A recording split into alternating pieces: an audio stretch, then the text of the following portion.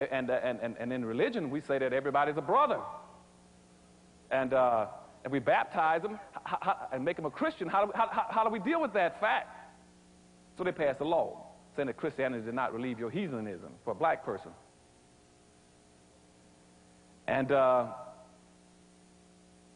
they did not want, after that time, there are few blacks that didn't go into church, but they were sitting in white churches, and they had to be monitored and watched, as I told you, because of the Diversity Act.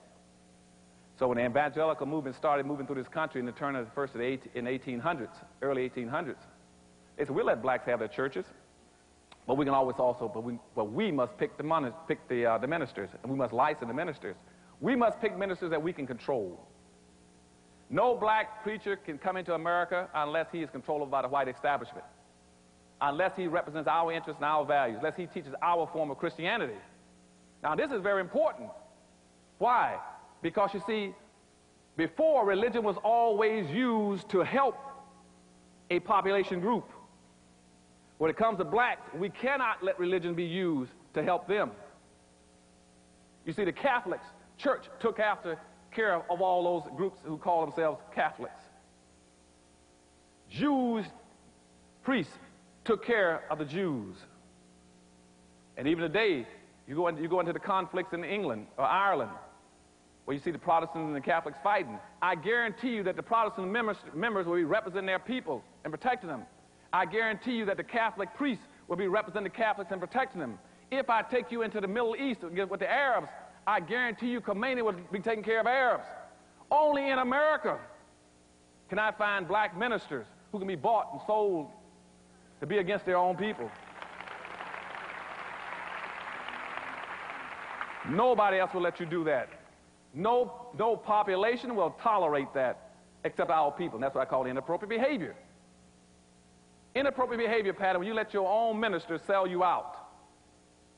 It's not in your best interest. What I mean by sell you out is because by the early 1800s, the whites said, well, we're going to have black ministers. We're going to have to Christian them to make sure they do what we want to have done. They must teach Christianity the way we want it taught, to where it is an external control device on black folk. They said, what are the rules? One, that every minister we license must teach black folk. And when you talk about the slave and the master in the Bible, that you're talking about the white man and the black man on earth. Two, you must teach the minister must teach black folk that they're to be loyal, faithful, obedient, respectful, and all those other good things, and honest, so that white people don't have to worry about them stealing as a slave. Because, you know, black slaves had a nasty habit of going around stealing scraps of food because they were starving to death. They would tell them they must be industrious. But you see, white folks wanted you to work a little harder. So they use the term, he's a lazy slave. Now, anybody in his right mind got more than a third-grade education would say, why would a slave want to be industrial? Why would you want to work hard as a slave? What's in it for you? Are you going to get released early? You can get a pension? Social Security or retirement? But they always got this thing about why he's a lazy slave. I even got a black writer writes about that day. Part of the problem is the blacks were lazy slaves. He should have been lazy.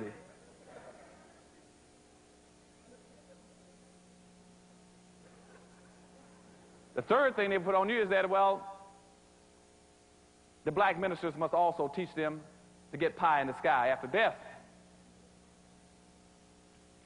They're going to turn their world upside down.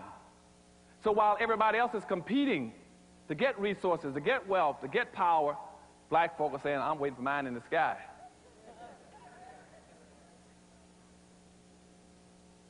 They said, well, the role model would be Jesus Christ. Says, yeah, Jesus Christ and all the Jews were very powerful people, had money. Solomon was the richest man on earth. You go look at Matthew, I think Matthew 23, when they started talking about the talent, where the different slaves had talents.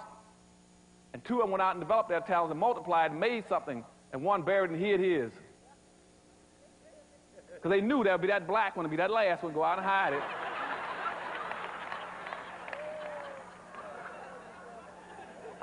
Y'all understand what I'm talking about?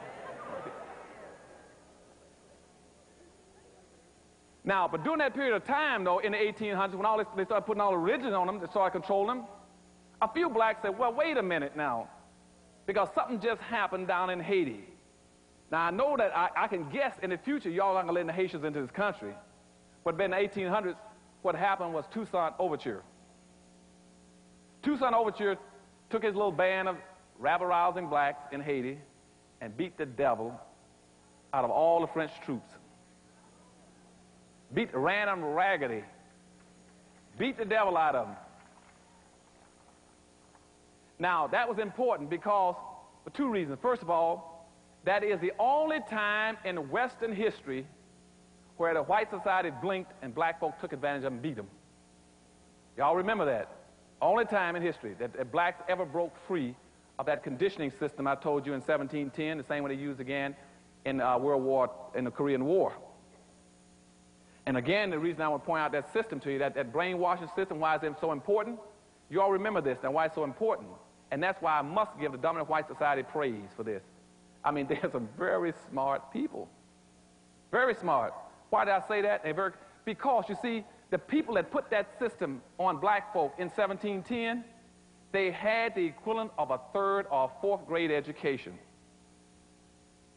And here we are today, 250 years later, or 200-some years later, almost 300, and black folk with doctor's degrees and master's degrees can't figure it out.